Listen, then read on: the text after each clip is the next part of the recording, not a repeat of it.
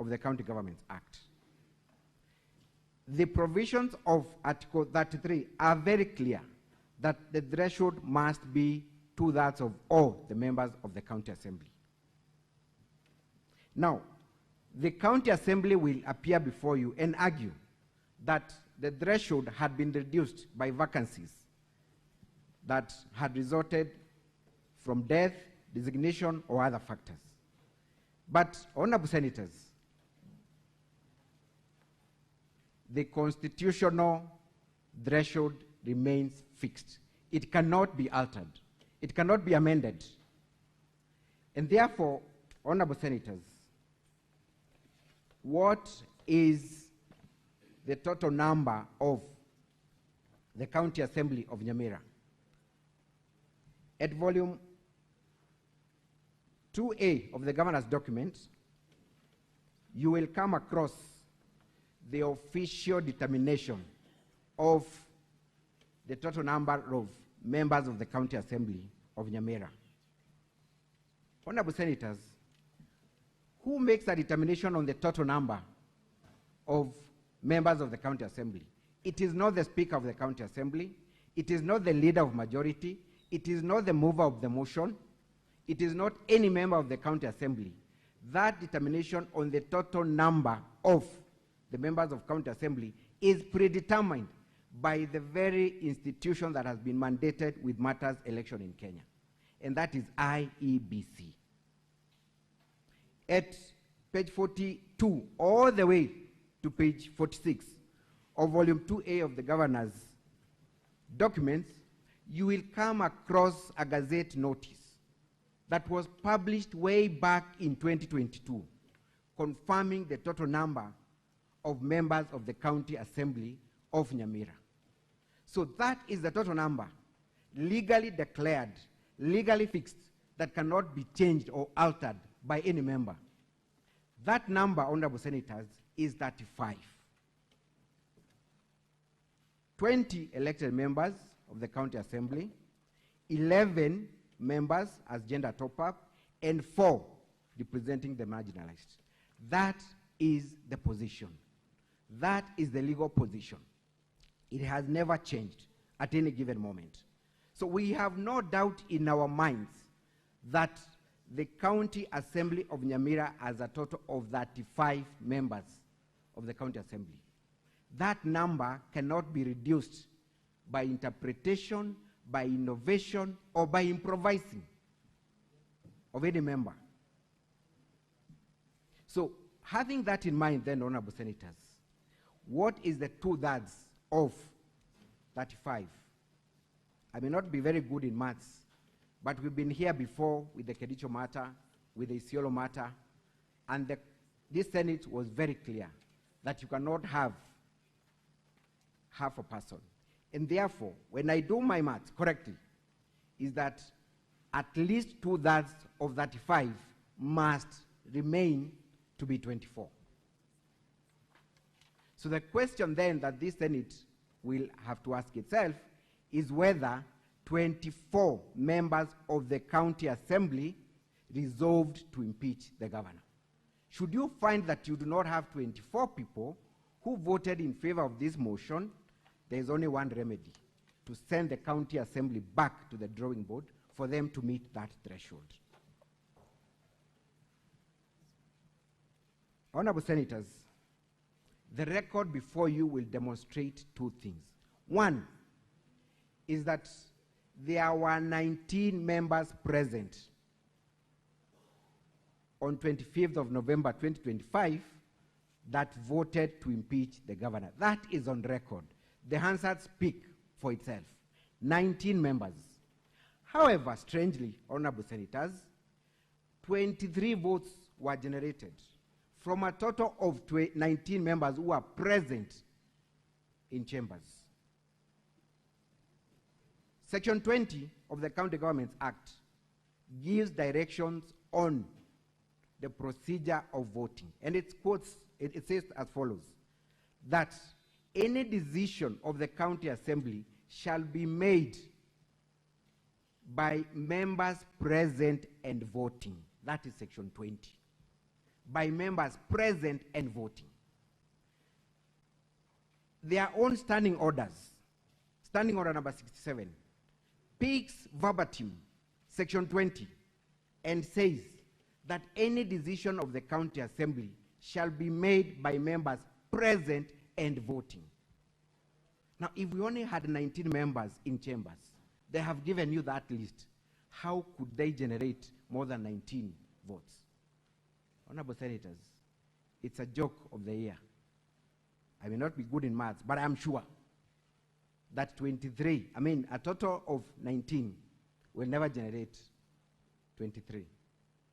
On that ground alone, Honorable Senators, this is a flawed motion. It cannot be entertained. I know my learned friends will come here and try to persuade you to proceed to full trial to make a determination. The question is, what will you be calling witnesses to confirm or to adduce evidence on? Their own numbers confirm that they had 19 people, but 23 votes were cast. And what is the explanation they are giving? That there was voting by proxy. I went looking through our constitution, the County Governments Act, their own standing orders. There is nothing that is known as proxy voting. So what is this concept that is being introduced? Voting by proxy. Honorable Senators, the mandate of a legislator in a county assembly or in Senate such as this is delegated by Mwananchi. You cannot delegate that mandate further by giving someone else that mandate to vote on your behalf.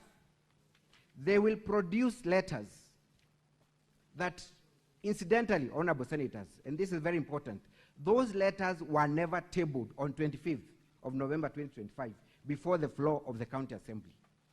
Those letters were not forwarded at the beginning when this resolution was forwarded to Senate.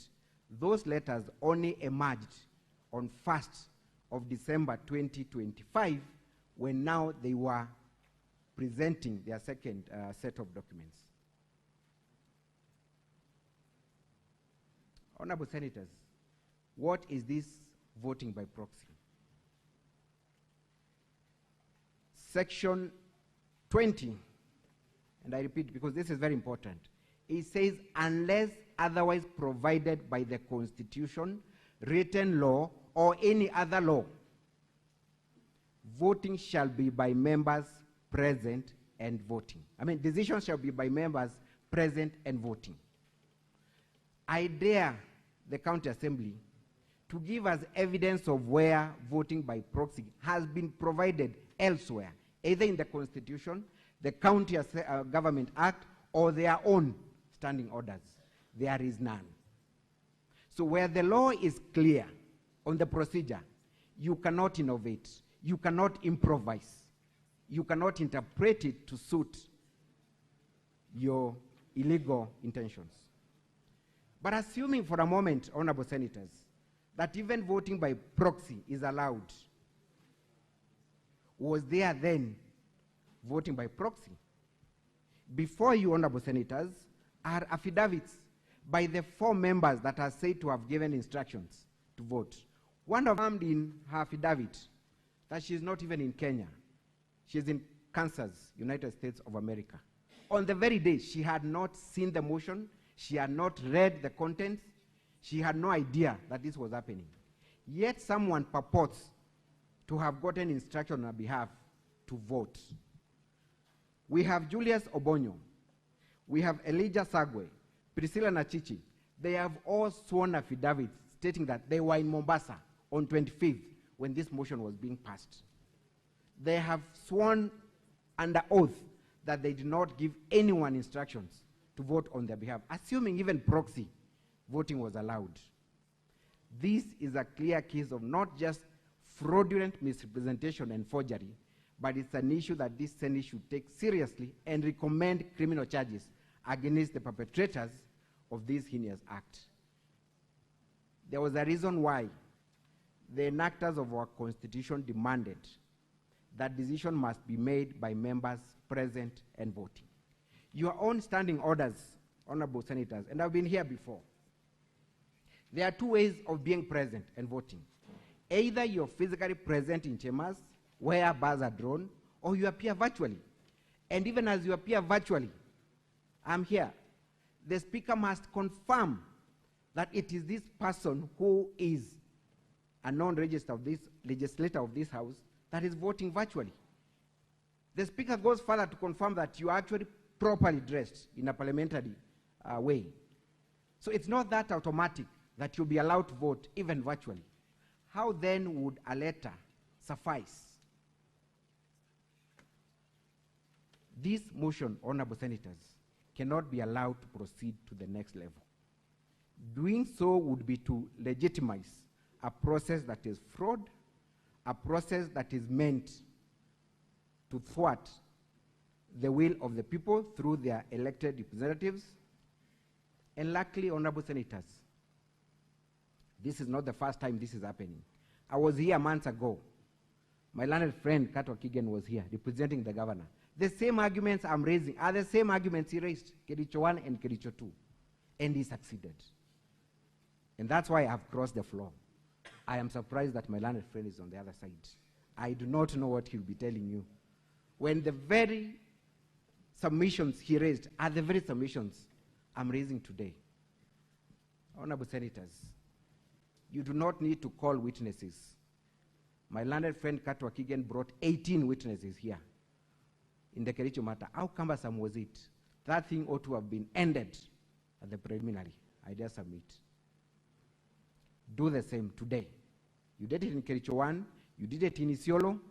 These are not proceedings that can be allowed to go to the next level. The other issue, because of time, let me just raise it, because I only have 3 minutes.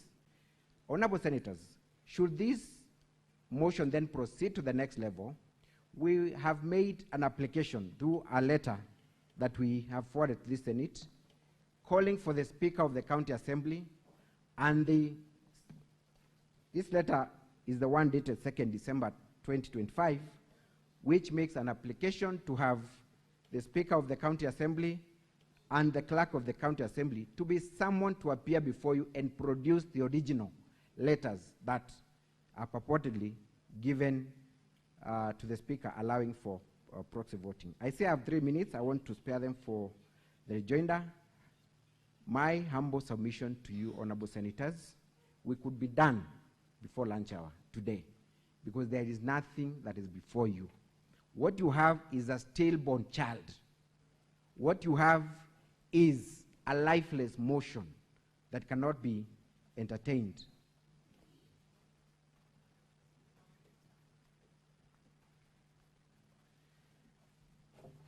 Honorable senators, unless you have any questions for me, I beg to submit that these senators have other crucial businesses to attend to other than attending to a stillbirth motion. Thank you. I rest my case. Counsel for the County Assembly, your 20 minutes starts running from now. Good morning, Mr. Speaker, sir, and honorable senators. Mr. Speaker, sir, and honorable senators, it is our argument that the issue being advanced in respect to Nyamira is very different from the one for Kericho, and I'll come back to that.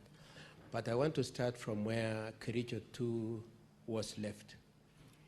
Being that when we raised the preliminary objection, the general position of the Senate was that the people of Kericho, on their complaint brought in through their MCS, should be heard. Mr. Speaker, sir, and honorable senators, we pray that the same be applied in respect to Nyamira, that this matter proceeds and you hear the concerns of the people of Nyamira, and if it necessarily will entail you are having to combine a determination of the preliminary objection together with the merits of the issues, we Mr. Speaker, sir, and honorable senators, my learned friend's argument on the preliminary objection was that probably we could just agree on the bottom lines. The first bottom line is we agree that in the year that were sitting or were supposed to sit in Nyamira County. However, As at November 2025, there were only 32. With that understanding then, my learned friend then proceeds and says that you should determine the 2/3 based on the figures determined by IBC. And for purposes of advancing that argument, they brought in volume 2 at page 42, at page 9 to 42, in which they provide the list of the MCAs that had been elected, and says that IBC has determined that issue of the number of MCAs for Nyamira and cast it in stone. And I would like to read the phrase used by IBC on that issue. The IBC said that the IBC declares, page 9, that page 9, volume 2A,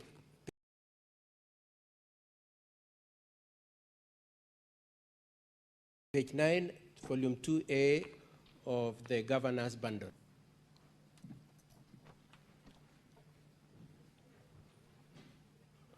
It states that, I'll just read the last 3 lines, honorable senators. It says that IBC declares that the persons whose names,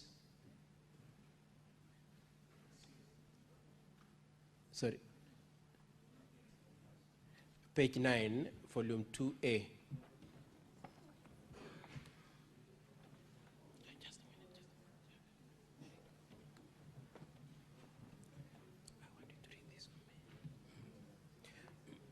Honorable senators, if we found it, I will kindly read this. That page 9, that is where the declaration of the results are set out. Just read. Honorable senators, it reads, IEBC declares that the persons whose names are listed in the schedule here under were elected as members of the various county assemblies. You may be having a different volume 9. Honorable senators, it is volume 2A of Governors 2A. 2A, page? Yes. Page 9. Page 9? Yes. Yes, page 9, yeah? Yes. Yes. It is titled The Constitution of Kenya. The Yes. Independent. Yes. Thank you, Mr. You Speaker. may proceed. Okay. Mr. Speaker, it reads that the IEBC declares that the persons whose names are listed in the schedule here under were elected as members of the various county assemblies, having received the majority of the votes cast in the election held on 9th August 2022 and complied with the provisions of the Elections Act 2011 and the Constitution. Thank you, Madam. Mr. Speaker, sir, our argument then is that the IEBC was not saying that is the limit and the absolute number of the members that were at that time or at any time to sit in the County Assembly of Nyamira. The specific issue of the County Assembly of Nyamira is captured at page 42, where the numbers are set out, and then thereafter the top-up figures are provided for. Now, Mr. Speaker, sir, and honorable senators, the point I'm making is this, that when the Constitution and the County Governments Act states that it is 2/3 of all county assembly MCAs, it can only be referring to the MCAs at the material time. It cannot be an absolute. That if, for instance, you have 10 people died or the election have been nullified, then the county assembly cannot function, or that if you have somebody who is misconducting himself, like in this case, the MCA's case in respect to the governor, then you cannot do anything. And Mr. Speaker, sir, and honorable senators, I just pray that you juxtapose that argument with the fact that in Kenya we had for a very long time a lack of IBC. Is it the case then, or will the senators then take the proposition that where we have limitation in the process of filling up the positions in the county assembly, then no activity should go on? Secondly, The county assembly over time has been passing appropriation bills, has been making legislations. If you were to hold that the 2/3 must be out of the 35, the ideal 35, are you then saying that all the legislations that have been passed, all the appropriation bills that have been passed, were all null and void? It is our argument that the intention of the Constitution and the County Governments Act is that it's 2/3 of the people who were there at the material time. Now, I should probably just explain and account for the 3 that brought the shortfall from 35 to 32. The first one was one Honorable Thaddeus Nyaboro, who was elevated to be a speaker and resigned, and his replacement was done on 1st of December. The MCA replacing him was done on 1st of December. The next MCA who left the scene was one Elijah Osiemo, who passed on in August 2023, and the third one is Doris Kiboso of Nyasiongo Ward, whose election was nullified. And therefore, the County Assembly of Nyamira has been conducting their affairs using the 2/3 of the MCAs that remained. So it is my argument, Honorable Senators and Mr. Speaker, sir, that you do agree with us that the use of the word all, both in the Constitution and in the County Governments Act, was contemplating and expecting the use of the people in office, short of which it would mean that the county assemblies, and probably the Senate for that matter, and probably the National Assembly, cannot conduct some affairs until when vacancies arise in the body of the membership. It is also our argument, Mr. Speaker, sir, that to the extent to which it will be necessary to determine whether it was intended that 2/3 is an absolute figure from the total number of the elected MCAs, number one. Number two, whether the IBC's notice is to be treated as an absolute, as casting the total in stone. Those two questions are questions of fact, Mr. Speaker, sir, and Honorable Senators, and it is our argument that you should allow this issue to go into full hearing and a determination be made on that issue. Mr. Speaker, sir, I would like then to move on to the issue of proxies. My learned friend has said that the letters upon which the people who exercise voting rights on behalf of others were not produced in the Assembly. Mr. Speaker, sir, in our disclosure, in our documents, we've shown the letters by which the powers were delegated to some individuals to vote on behalf of others. Now, my learned friend's argument was that you should take it for a fact that indeed those letters were not at the Assembly. It is my argument, Mr. Speaker, sir, and Honorable Senators, that to the extent that you will need to determine whether indeed those letters were there is a question of fact, and therefore we should go to full trial. Secondly, Mr. Speaker, sir, my learned friend has argued extensively saying there is no provision for use of proxies. Mr. Speaker, sir, and Honorable Senators, I pray that right away you take judicial notice of the fact that you yourself, as a Senate Assembly, use proxies. And therefore, to the extent that the Senate uses proxies as a means of determining its affairs, it be treated that use of proxies is a normal process of legislative processes, and therefore the fact that it has been used in Nyamira is not necessarily wrong, considering that it has been used in this. And Mr. Speaker, sir, I would just want to invite you to the fact that the Nyamira County Assembly has previously used the proxies, and we would like to have an opportunity to adduce evidence to that effect when we come to the full hearing. Mr. Speaker,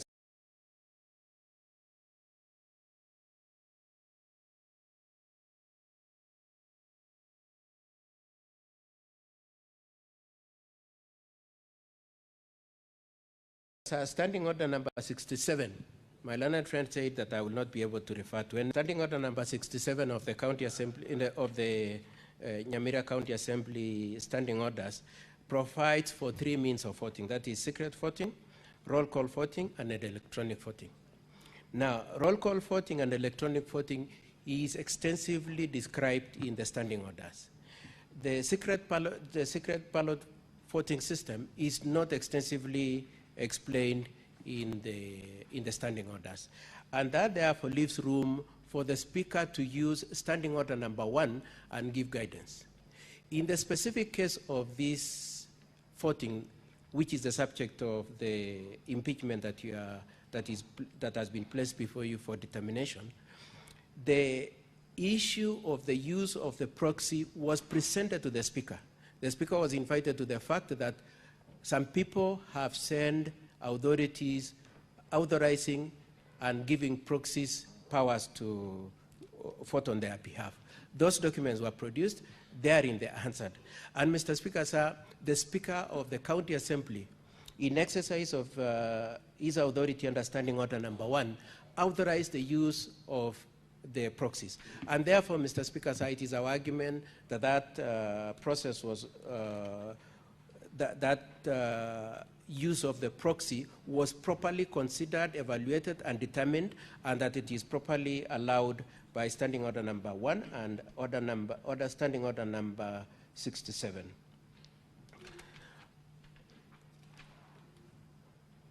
Mr. Speaker, sir, I would like to cede the remainder of my minutes to my learned friend, Mr. Mokua, on the 2 preliminary issues.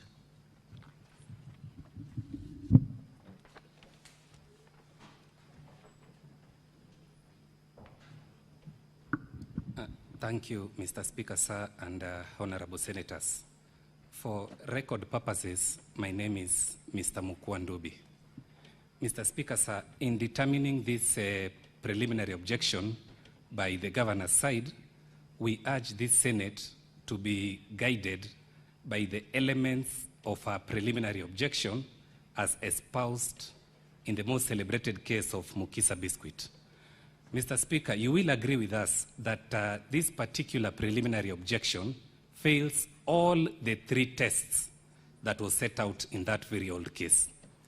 First of all, Mr. Speaker, sir, a preliminary objection is supposed to be purely on a question of law. Mr. Speaker, wherever there are questions of facts to be interrogated, then a preliminary objection ought to fail, as is the case before the Senate. Mr. Speaker, there is a contestation as to the exact number of the MCAs in Nyamira as at 25th November 2025, when this impeachment motion was taken.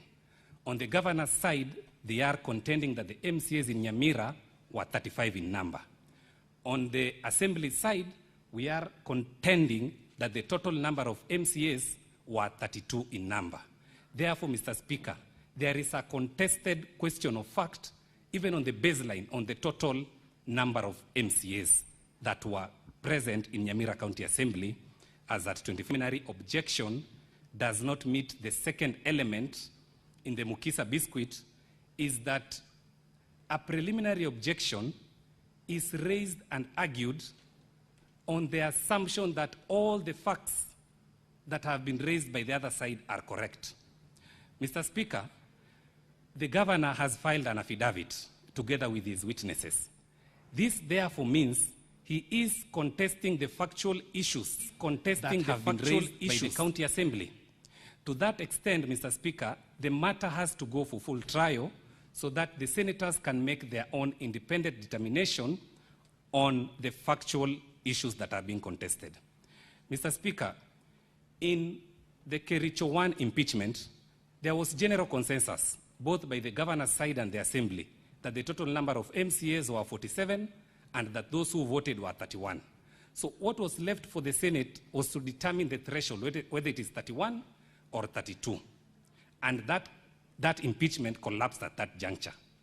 But in Kericho 2, there were contested factual issues, and that is why the matter had to go for full trial, and then eventually the senators had to rule on the issue of the threshold. Mr. Speaker, it is our submission that the position in Kericho Impeachment 2 is the one that is obtaining in the present impeachment proceedings. There are highly contested issues of fact which cannot be determined summarily at this preliminary point. Very finally, on the third limb as to why this particular PO ought to collapse, Mr. Speaker, a preliminary objection ought not to be raised where issues of discretion are to be determined. Mr. Speaker, sir, the Nyamira County Assembly standing orders, especially standing order number 1,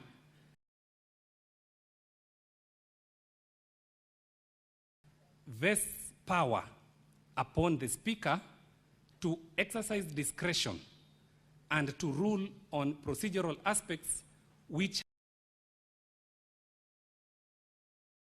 have not been expressly provided for in the standing orders. To this extent, Mr. Speaker, to the extent that the governor's side is challenging the Speaker's exercise of his discretion to allow voting by